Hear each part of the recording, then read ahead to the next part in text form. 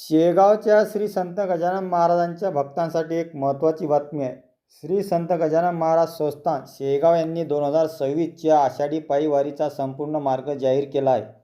यंदा वारीचे 57वे वर्ष असून हजारो वारकरी या पालखी सोहळ्यात सहभागी होणार आहेत.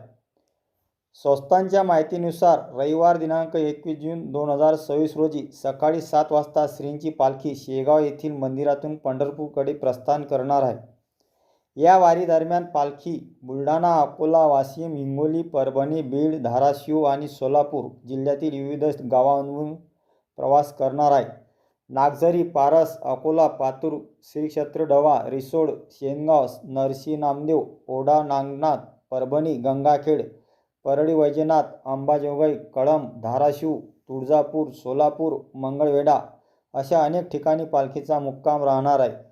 सुमारे 1 महिन्याच्या पायी प्रवासानंतर दिनांक 23 जुलै 2026 रोजी पालखी पंढरपूर येथे पोहोचणार आहे. त्यानंतर 23 जुलै ते 28 जुलै दरम्यान पंढरपूर येथे मुक्काम राहणार असल्याची माहिती संस्थांनी दिली आहे. वारकरी संप्रदायातील श्रद्धा, भक्ती, सेवाभावाचे प्रतीक असलेली ही वारी दरवर्षी हजारो भाविकांना एकत्र आणते. त्यामुळे पालखी मार्गावरील गावामध्ये तयारीला सुरुवात होण्याची शक्यता आहे. अधिकृत वेळापत्रकाची माहिती आपल्या मित्रपरिवारासोबत शेअर करा.